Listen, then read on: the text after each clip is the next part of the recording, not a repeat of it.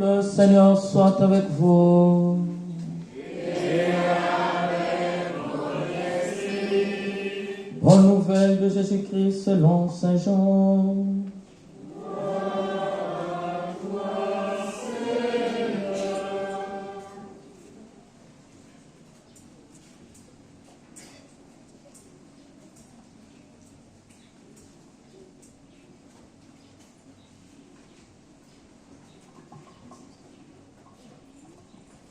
Saint Jean, chapitre 1er, le verset 35 à 42, je vais vous asseoir.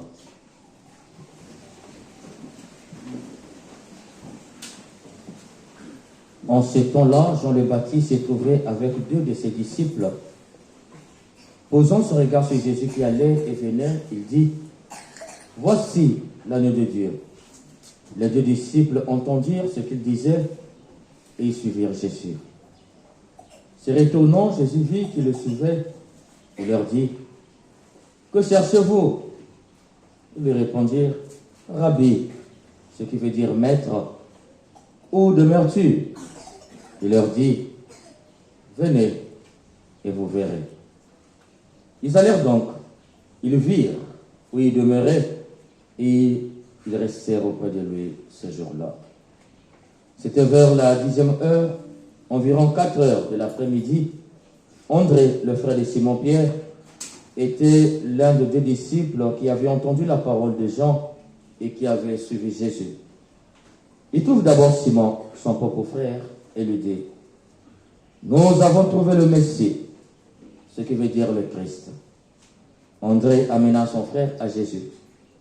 Jésus posa son regard sur lui et dit, « Tu es Simon, fils de Johann, tu t'appelleras Képhas. » Ce qui veut dire Pierre. Je vais vous mettre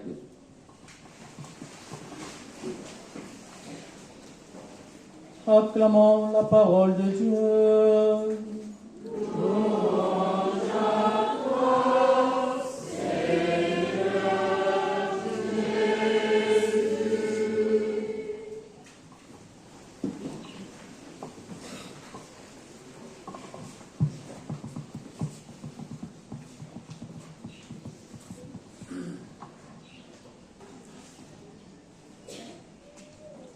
Nakubelela yo mokonzi tango nyonso yanga mikola miso nakosalela ye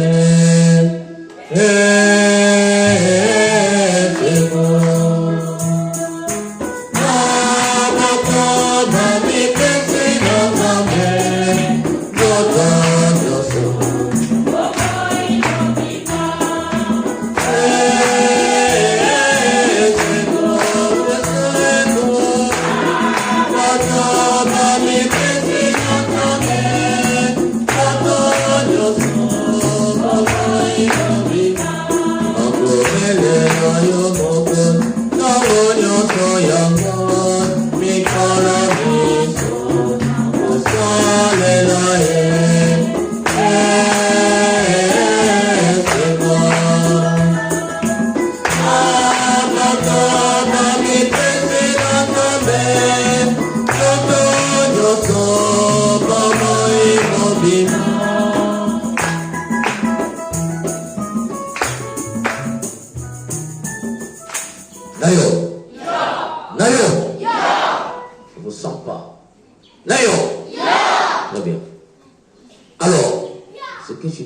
C'est ça, c'est ça.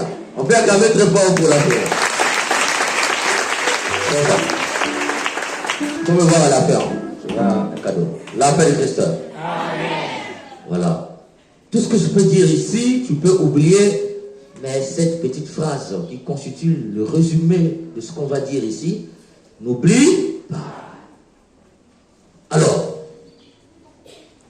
aujourd'hui, le Christ nous invite à retenir une seule chose que nous allons développer après, c'est que le bonheur véritable est dans la vocation. Le vrai bonheur, le bonheur véritable se trouve dans la vocation. Donc dis à ton voisin, le vrai bonheur se trouve dans la vocation.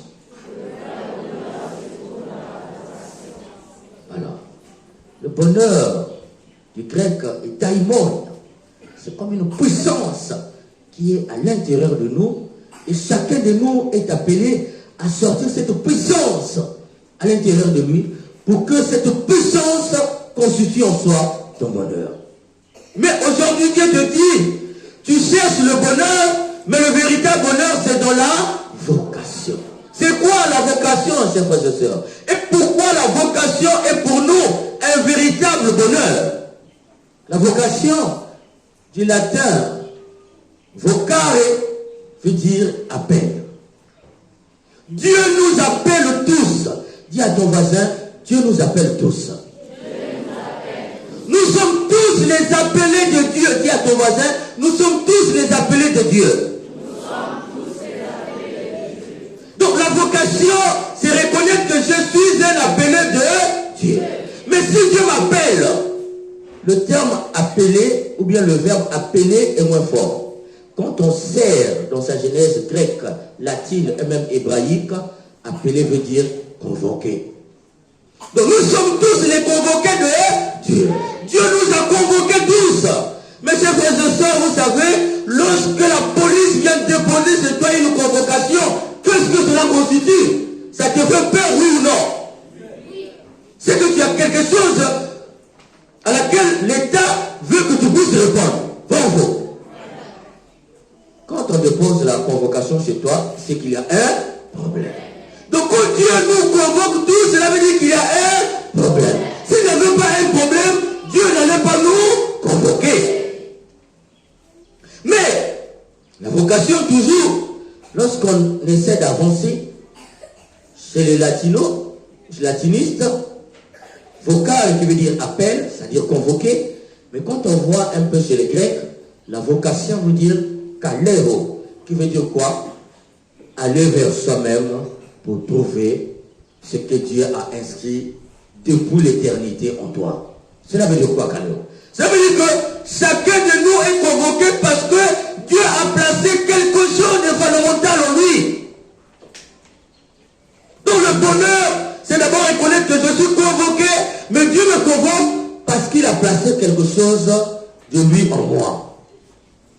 En chacun de nous, il y a quelque chose de Dieu en lui. Tu portes la marque de Dieu en toi, c'est pourquoi Dieu te convoque. Il y a un beau chant que j'aime bien.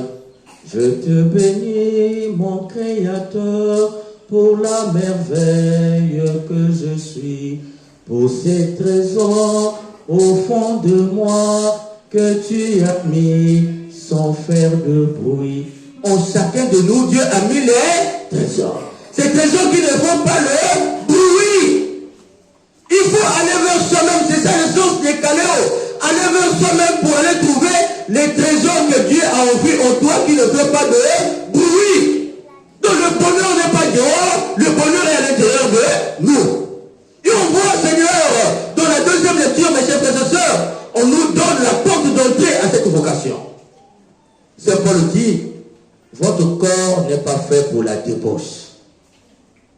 Parce que notre corps, c'est le temple de l'Esprit Saint. Dis à ton voisin, ton corps est le temple de l'Esprit Saint. Quand on dit temple, ça veut dire quoi? En hébreu, c'est le lieu par excellence que Dieu seul peut habiter. Donc ton corps est fait pour que Dieu seul puisse habiter là-bas. Or, où est Dieu, c'est le bonheur. Où est Dieu, c'est la joie. Où est Dieu, c'est la paix. Où est Dieu, c'est la tranquillité. Et là où Dieu n'est pas, c'est la mort. Donc Dieu veut que notre corps soit son temple. Et Saint Paul nous dit, votre corps n'est pas fait pour la débauche. C'est quoi la débauche, chers frères et sœurs? Le terme grec utilisé par Saint Paul, que le français a traduit par débauche, veut dire quoi? Porneia. Ce qui a donné déjà en français, quoi? Porno. Nayok. Nayok. Vous ne savez pas dessus, vous êtes des regardeurs, des regardeuses de porno. Donc maintenant on va parler de porno. Nayok. C'est ça. On dit à ton voisin, assois-toi bien. On va dire les choses de façon crue maintenant. Donc Saint Paul dit, votre corps n'est pas fait pour le porno. Est-ce que c'est ça? toi un désordre sexuel. Et ton corps n'est pas fait pour le porno. C'est un désordre sexuel et un péché grave pour le corps. Ça salit ton corps. Et aujourd'hui, quand vous regardez le monde, il y a ce qu'on appelle les lobbies. Et il y a des gens qui constituent une entreprise qu'on appelle l'entreprise de films pornographiques. C'est une entreprise très puissante dans le monde qui engage des hommes et des femmes. Il y a des femmes et des hommes congolais, congolaises qui tournent les films porno. Si personne vous a dit, moi je vous dis la vérité, vous serez engagnés. Parce que c'est un désordre et c'est politique. Votre corps n'est pas fait pour les films porno, ni pour être les acteurs et les actrices de films pornographiques. Ce qui est terrible aujourd'hui est que ces gens-là, qui sont derrière parce qu'ils gagnent de l'argent par le biais des films pornographiques, leur vision est d'enseigner aux gens la sexualité, mais une sexualité désordonnée. La cigarette a les mêmes effets sur le corps que les films pornographiques. À force de regarder les films pornographiques, cela constitue en quoi? Constitue quoi en toi? Cela constitue une dépendance. Et aujourd'hui, la majorité des jeunes sont dépendants des films pornographiques. Et ce qui est terrible, dans les couples, dans le foyer, on vient expérimenter ce qu'on a vu dans les films pornographiques. C'est pourquoi la sodomie aujourd'hui. Toi, tu as regardé des films pornographiques et tu viens exercer ce que tu as regardé sur ta femme. Jusqu'à ce que tu viens avec tes idées tordues pour venir sodomiser ta femme. Est-ce que tu as demandé son consentement? Dis à ton voisin, je ne suis pas un film pornographique. Donc si tu vas regarder des films pornographiques. Et ce qui est encore terrible, les films pornographiques envoûtent les hommes et les femmes et les invitent à la masturbation. Donc le fait de tout regarder ces films-là, beaucoup tombent dans la masturbation. C'est un péché grave, c'est une variante de la débauche. Donc les vitamines de la masturbation, ce sont les films pornographiques. C'est un désordre absolu. C'est pourquoi un enfant de Dieu appelé à vivre avec Dieu et qui a conscience que son corps est le temple de Dieu ne doit pas jouer les films pornographiques, ne doit en rien être acteur ou actrice de films pornographiques. Mais cela ne suffit pas là. Cela veut dire qu'on ne doit pas regarder les films pornographiques. Dis à ton voisin, je ne regarderai plus les films pornographiques. Dis à ton voisin, je te jure, moi je vais regarder les films pornographiques.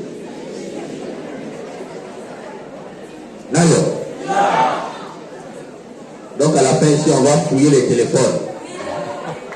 Parce que dans les téléphones, il y a des surtout les petites filles d'aujourd'hui, on attrape son téléphone, on a attrapé le téléphone d'une petite fille à l'école, et c'était scandaleux, hein, ce qu'on a vu dedans. Elle avait plus de 300 films pornographiques dans son téléphone. Elle est encore au collège. Et c'est ce qui les amène à quoi? Ce qui les amène à cette vérité que je vais vous dire de façon crue. Elles disent non, tu sais, moi à la maison, on me surveille parce que maman contrôle. Donc qu'est-ce qu'elle fait? Elle sort avec son copain, mais en donnant son dos. Suivez mon regard. Donc elle dit à son copain, si tu touches devant, suivez mon regard, maman va savoir. Donc prends par derrière. Et donc c'est une fille qui n'est plus vierge derrière.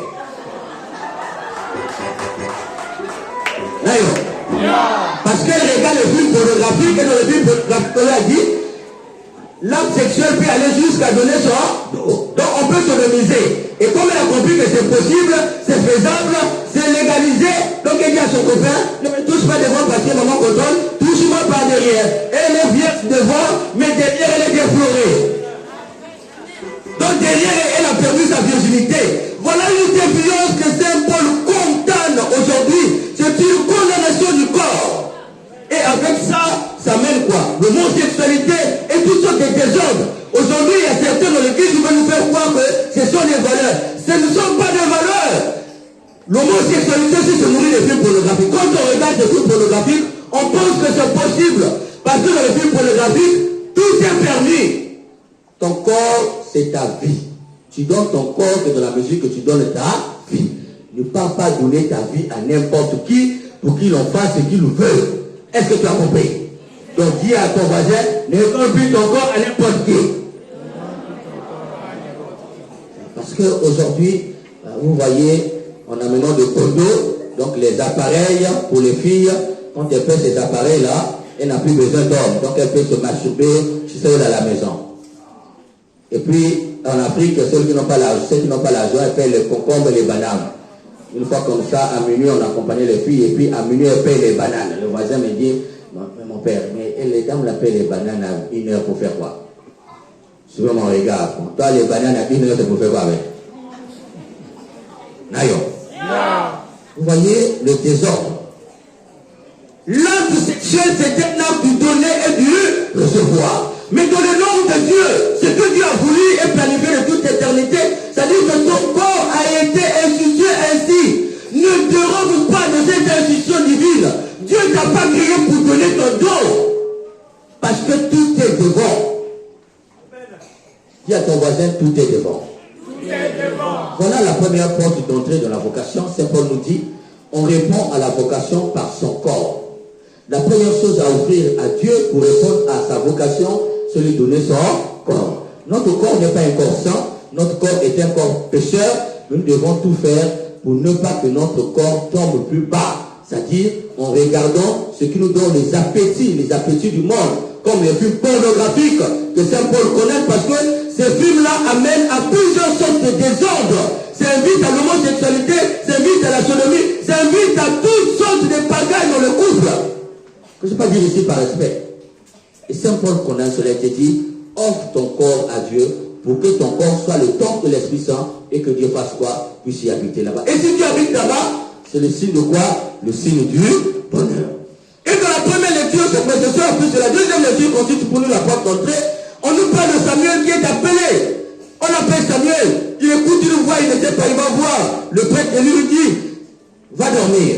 Et pour la troisième fois, il dit, si on t'appelle encore, dis, me voici Seigneur.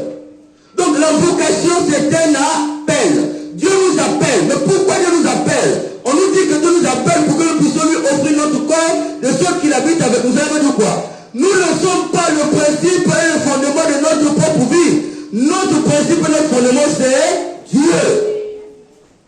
Dieu est le principe et le fondement de ta vie. Dis à ton voisin, Dieu est le principe et le fondement de ta vie. Cela veut dire quoi, chers frères et sœurs? Nous sommes appelés à retourner vers Dieu. Et Saint Thomas d'Aquin disait, exitus, rédutus. Nous sommes sortis de Dieu et nous retournons à Dieu. Le but de notre vie, c'est de retourner à Dieu, habiter l'éternité avec lui. Que cette union qui commence dès ici-bas, parce que sur la terre, c'est Dieu qui habite dans mon corps, mais dans le ciel, c'est moi qui habite dans le corps de Dieu. C'est le lieu de la communion intrinsèque entre l'homme et Dieu. Dieu veut que tu puisses partager l'éternité avec lui. Cela veut dire quoi? Il t'a envoyé sur la terre pour que tu puisses retourner à lui. C'est ce qu'on apprend dans le psaume. Mais voici Seigneur, tu viens faire là, tu viens faire quoi? Ta volonté. Toute naissance est une réponse à cette question. Mais voici Seigneur, je viens faire ta volonté. Si tu es né, c'est parce que Dieu est venu sur la terre pour faire la volonté de Dieu. Et faire la volonté de Dieu, c'est quoi? C'est retourner à Dieu. Et on retourne à Dieu comment? Par la vocation. C'est pourquoi dans l'évangile, Jésus appelle. Il n'a pas appelé, mais on l'a suivi. Que cherchez-vous, maître? Où demeures-tu? Venez, vous verrez. Cela veut dire quoi? La vocation, c'est un effort. On retourne à Dieu par effort. Puisque tout est vocation, cela veut dire quoi? N'importe quoi dans la vie est une vocation. Ne choisis rien sans vocation, parce que le chemin que tu choisis, c'est ce chemin-là qui te ramènera à qui? À Dieu. Aujourd'hui, malheureusement, on choisit le travail, non pas par vocation, on choisit le travail parce qu'on n'a rien à faire et on n'a pas le choix. Vous voyez, dans l'armée, puisque c'est la porte d'entrée dans notre pays, c'est le lieu par excellence où on donne du travail aux gens, l'armée. Mais c'est un travail, oui ou non? Si c'est un travail, ça veut dire que c'est un chemin pour retourner à qui? À Dieu. Mais toi, tu as choisi l'armée pour retourner à Dieu, mais Dieu ne t'a pas appelé dans l'armée. Est-ce que tu seras heureux là-bas? C'est pourquoi vous voyez, la plupart des militaires sont des dévergondés, c'est des gens qui n'ont pitié des personnes, c'est des automates. Comment est-ce que tu peux aller dans un marché, tu vois la pauvre vieille qui vend les bananes,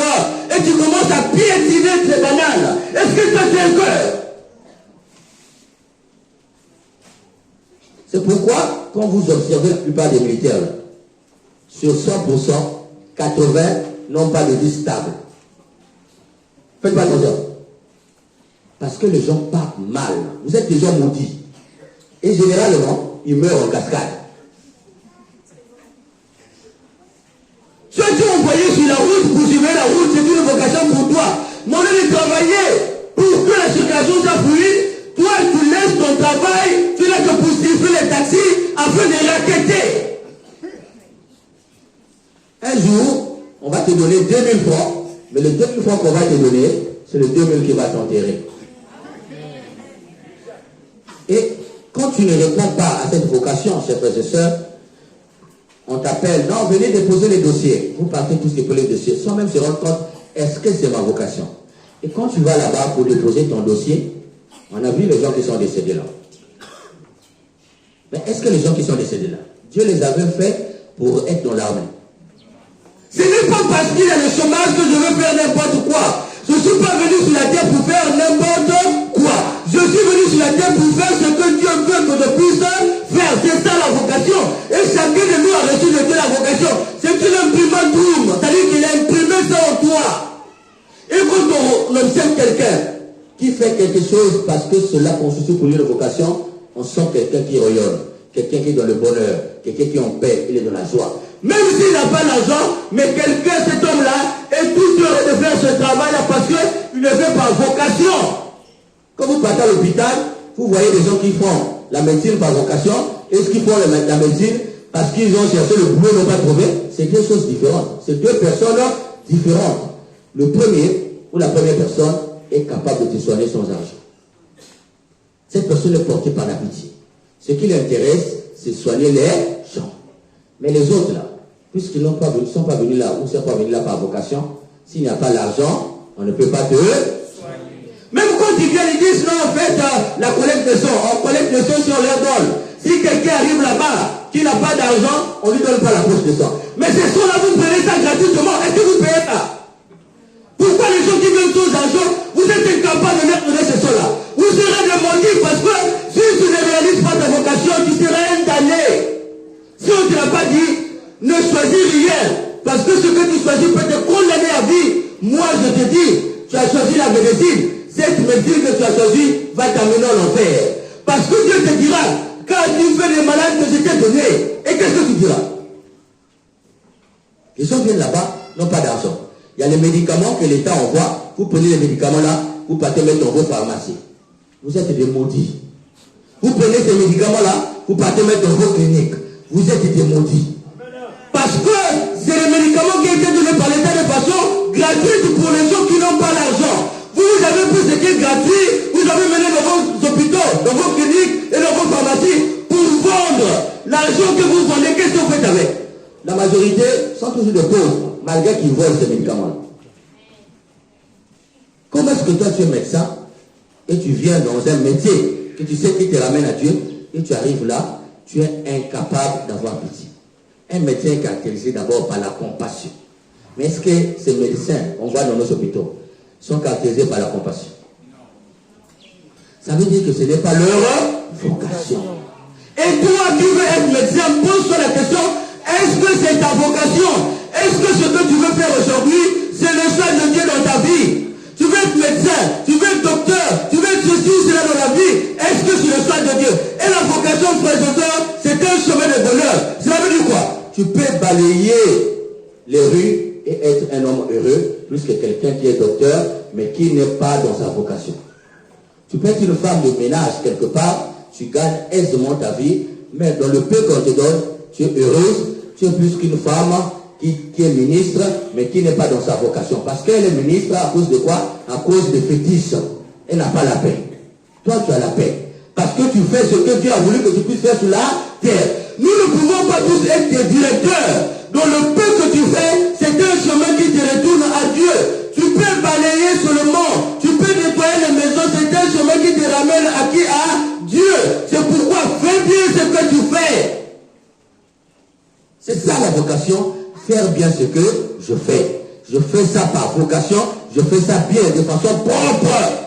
Mais si tu ne fais pas ça de façon propre, tu seras toujours un être malheureux. Quand nous étions au séminaire, il y avait des professeurs, docteurs d'université qui enseignaient en philosophie et qui venaient nous enseigner au séminaire.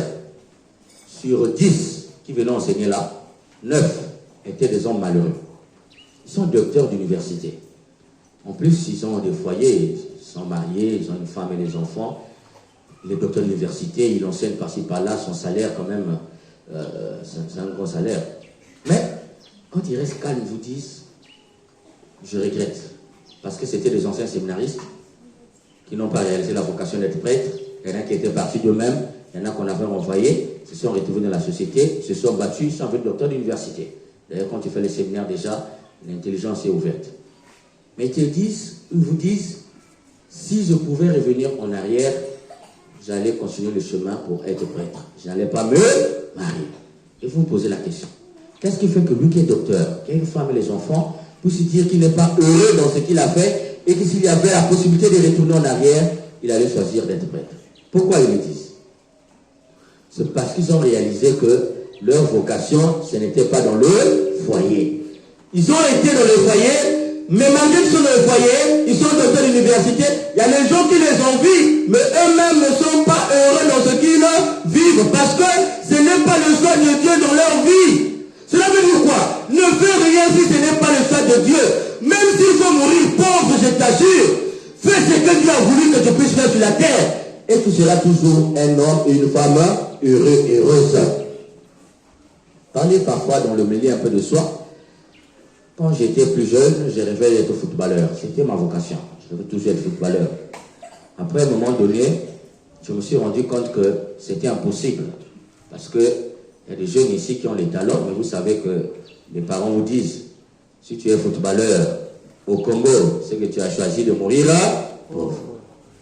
Et quand tu auras 35 ans, tu ne peux plus jouer au football. Que devenais-tu dans la vie? Donc quand tu penses à tout ça, tu dis non, le football, ce n'est pas mon chemin. Donc j'ai renoncé. Après l'université, avant l'université, j'ai travaillé à Slog. J'étais responsable de 3 départements, Niari, Kouilou et Koumou. C'est-à-dire qu'avant qu'on parte livrer les carburants, moi je devais d'abord arriver pour faire l'inspection et donner l'autorisation qui vient livrer les carburants. Ça, c'était mon travail. Donc j'étais en terminale, je combinais et le travail et le boulot. J'étais bien rémunéré quand même, il y avait des primes de mission. Mais après le bac, ils ont voulu me confirmer. Je me suis posé une question que je vous dis. Je me suis dit, à l'époque, Slog, c'était d'abord Hydro-Congo. Et qu'est-ce qui s'est passé? Je dis la vérité, je n'ai pas peur de le dire. Quand ça a changé et que Slog est venu, tous les travailleurs d'Hydro-Congo ont été mis dehors. Alors je me suis dit, aujourd'hui c'est eux qui sont là. Est-ce qu'ils seront là toute la vie? Non. Et demain s'ils changent, ceux qui vont venir, est-ce qu'ils vont nous garder? Si nous font ce qu'on a fait à Hydro-Congo, qu'est-ce que je deviendrai dans la vie? Je n'ai pas regardé les salaires. Je leur ai dit, je préfère aller chercher les diplômes parce que ça peut m'envoyer partout. Je suis parti, première année. Deuxième année, je prends le train, je repars chez moi, chez Boulisi. Je donne ma place à une femme. Et la femme s'asseye et on voyage ensemble. Et je ne savais pas que c'était femme. Elle m'a remercié, elle m'a donné la place. C'est pourquoi il faut aussi être intelligent dans la vie. Quand tu es jeune, il faut être généreux. Moi, j'ai donné une place à la dame. Moi, j'étais debout parce que je pouvais voyager de Brazzaville jusqu'en Caï debout. Moi, je venais à Doulissi, elle s'arrêtait en Caï. Dia, comme on dit en Afrique de l'Ouest, c'était la femme du commandant de l'armée maritime. Elle a pris mon contact et puis elle est revenue à Brazzaville m'appeler. Voilà comment je me retrouve dans l'armée. D'ailleurs. Donc, je fais la formation militaire. Si vous voyez comme ça, je suis un soldat, c'est pourquoi je dis, je vous beauté. D'ailleurs. Et donc, dans l'armée où j'étais, donc la famille, vous savez que tu es déjà où tu travailles, les gens comptent. On a fini avec toi, on sait que toi tu es déjà travailleur, c'est fini. Mais moi, je vous jure, je n'étais pas un homme heureux dedans. Je n'étais pas heureux. Et puis j'avais un ami musulman qui me disait, parce qu'il m'aimait beaucoup, me dit non, moi je ne suis pas content quand tu es parti dans l'armée. Et moi cette phase-là, ça m'énervait avec tout le regard malsain que les gens ont sur le militaire. Donc je me disais, comment les gens vont avoir ce regard-là sur moi? Et je n'étais pas heureux. J'ai senti toujours en moi l'idée d'être prêtre. Mais j'étais dans l'armée. Un jour, si j'allais voir le commandant, je lui ai dit, moi je dois partir. Il m'a dit, non, mais pourquoi tu veux partir? Il m'a déconseillé, je suis resté. Deuxième fois, je suis parti encore le voir, il m'a déconseillé. Troisième fois, je suis passé lui dire, je ne suis pas venu demander ton avis, je suis venu t'informer. Donc j'ai pris mon sac, je suis sorti. J'arrive à la maison, tout le monde m'a maudit. Toi, tu es un enfant maudit. Tu es dans l'armée, tu es dans... Finalement, qu'est-ce que tu veux dans ta vie? Mais est-ce que j'allais faire quelque chose pour faire plaisir à mes parents, ou bien j'allais faire quelque chose parce que j'étais heureux de faire cette chose-là? Il y avait ce que les parents voulaient que je puisse faire, parce que les parents ils voulaient qu'on travaille, et moi qui travaille, je ne me sentais pas heureux dedans, j'ai renoncé tranquillement. Et c'est ce que dit Jésus dans l'évangile. Venez et vous verrez. Ça veut dire quoi? L'effort. On ne peut pas t'imposer des choses, mais pour résister à l'imposition des gens, il faut l'effort. Quand j'ai décidé finalement d'aller au séminaire, ils m'ont donné 3 mois. Ils m'ont dit, oh, dans 3 mois, il va rentrer. On le connaît. Lui, il ne prend rien au sérieux. D'ailleurs, je suis parti. 3 mois, je suis revenu pour le congé de Noël avec mon sac. Ils m'ont dit, qu'est-ce qu'on vous avait dit? Il va retourner. Il est venu. Et il ne disait pas en face de moi. Donc quand je tourne, il dit, ouais, on fait ça. Il est rentré. On vous avait dit quoi? Qu'est-ce qu'il peut rester là-bas? D'ailleurs. 2 semaines après, je prends mon bagage et je retourne au séminaire. Il est retourné, mais comment ça? Je reviens encore à Pâques. Donc chaque fois, il me disait, tu es revenu, on t'a renvoyé. Donc ils pensaient toujours, on allait me renvoyer. 2 ans après, je suis parti à Abidjan, 3 ans, 4 ans, 5 ans. Je reviens diable. Prêtre. Ils ont compris que ma vocation était celle d'être prêtre. Et moi, je peux vous dire aujourd'hui, comme c'est de la vocation, je suis heureux de mon être de prêtre. Je sens que Dieu m'avait fait et créé pour être prêtre. Je serai dans l'armée maritime, peut-être que je serai mort. Je serai dans l'armée maritime, peut-être que je serai marié et marié malheureux. Mais je suis dans l'être du prêtre et je sens que c'était ma vocation. Je suis un homme comblé. Même si je n'ai pas les milliards, je n'ai pas la voiture, je n'ai pas tout ce que le monde peut me donner, mais j'ai l'essentiel, c'est Jésus-Christ et je suis en paix. Voilà la vocation. Toi aussi, choisis ce que Dieu te demande de faire. Dis à ton voisin, je ferai ce que Dieu me demande de faire. Si tu ne fais pas ce que Dieu te demande de faire, tu ne seras jamais heureux. Parce que le véritable bonheur se trouve où? Dans la vocation. C'est pourquoi, pour finir, je nous raconte cette histoire. Il avait une femme docteur à l'hôpital. Et un jour, elle a rencontré un mendiant. Elle avait l'habitude de donner un peu de l'argent à ce mendiant-là. Et à un moment, il voyait que le mendiant n'allait pas bien. Quelqu'un pose la question à ce mendiant, mais qu'est-ce que tu as dit vraiment? Je suis malade, voici ce que je vis. La dame amène le mendiant à l'hôpital et fait les examens, constate que le mendiant avait une maladie grave. C'était très grave, et si on ne l'opérait pas, il allait mourir. Elle se dit, c'est un mendiant. Qui va payer ce soir? Tu ne peux pas faire une opération à l'hôpital sans que on te demande. Toi, tu n'es que docteur, tu n'es là que pour faire des opérations, mais ceux qui programment les opérations sont ailleurs. C'est eux qui te disent, tel jour, il y a tel patient qu'on a examiné, qui nécessite une opération, et puisque c'est ton domaine, on t'envoie la personne pour l'opération. Donc la dame regarde le mendiant, et une histoire vraie, ce que je vous raconte là. Et la dame décide de faire une opération de façon clandestine pour sauver ce mendiant. Donc elle voit ses collègues, elle dit, on va faire passer le mendiant sans que les gens la sachent. Vous allez surveiller le directeur, moi je vais faire l'opération. Et si ça ne marche pas, si la personne meurt, tu réponds comment? Et l'hôpital n'a pas encaissé un seul franc. Tu fais une opération de façon clandestine. Si on apprend, toi quel est ton sort? Elle n'a pas regardé tout cela, elle a regardé la vie à sauver, elle a fait l'opération, Dieu merci, ça a marché. Malheureusement, le directeur de l'hôpital a su qu'il avait une opération de façon clandestine. La dame a été sans merci licenciée. D'ailleurs. Et ça a ébruité les gens sur que la dame avait fait une opération de façon clandestine. Il y a des gens de bonne foi qui se sont levés pour dire, voilà le modèle des médecins. Donc les gens commençaient à venir l'interroger, demander son avis. Et en même temps aussi, on a porté plainte parce qu'elle avait bravé les lois des opérations. Donc il y avait des gens pour et des gens contre. Une histoire vraie. La dame a perdu le boulot. Et les autres hôpitaux ne voulaient plus la recruter parce qu'on disait c'est quelqu'un qui peut braver les règles de l'hôpital pour sauver juste une vie. Nous ici on a des règles, il faut respecter les règles. Tous ces hôpitaux-là et ces directeurs avaient oublié que lorsqu'il y a la vie en danger, aucune loi n'est possible. Mais elle avait compris ça, l'unique qui avait compris. Et il menait ses enquêtes, il dit, bon, je vais quand même chercher le monsieur pour savoir un peu où se trouve. Et il a mené ses enquêtes, et puis un jour, il vient tomber sur le monsieur. Il pose la question, mais moi j'ai perdu le boulot, qu'est-ce que tu es devenu? Elle me voyait que le monsieur avait changé. Le monsieur lui dit, moi en fait, j'étais dans la rue, mais c'était pour un but. J'ai un grand projet, j'ai constitué un hôpital, mais je voulais employer chez moi les médecins dignes, qui ont confiance en la vie et qui savent que la vie vaut la peine d'être vécue, mais rien ne vaut la vie. Moi j'avais envie de ces médecins-là.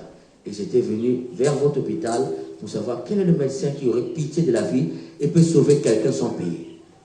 Donc moi, j'ai compris que toi, tu es une bonne personne et c'est la personne idoine que je cherchais.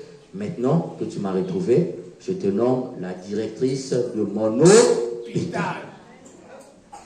Est-ce que si elle était restée dans sa vocation en respectant les lois, elle devait être directrice de cet grand hôpital? Non.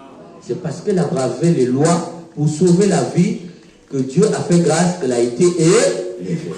Et quel est le sens de la vocation là? La vocation d'être médecin, c'est sauver la vie. Même si la personne n'a pas l'argent, mais puisque tu as reçu cette vocation, sauve d'abord la vie. Sauve la vie parce que tu ne sais pas ce que demain te réserve. C'est pourquoi, chers frères et sœurs, nous sommes appelés tous à demander à Dieu la grâce de savoir quelle est notre vocation. Qu'est-ce qu'il veut pour toi?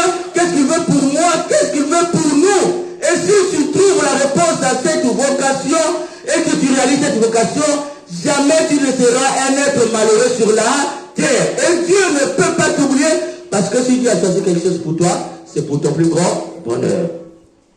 Que l'Esprit Saint nous donne la sagesse de comprendre que le vrai bonheur se trouve dans la vocation et que chacun de nous réponde à cette vocation pour retourner à Dieu et habiter l'éternité avec lui. Au nom du Père et du Fils et du Saint-Esprit. Amen.